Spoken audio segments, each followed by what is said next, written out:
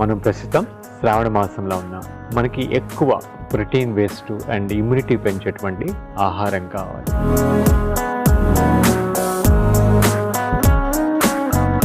మొదటగా రాగి పనస లడ్డు,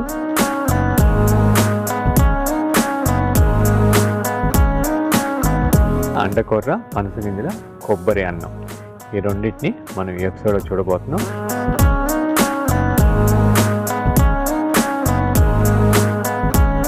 పనస కాయలు, పనస తొనలు కూడా ఆషాఢం నుంచి శ్రావణం దాకా దొరుకుతాయి. మనకి very good protein based, very good mineral based fruit అన్నమాట.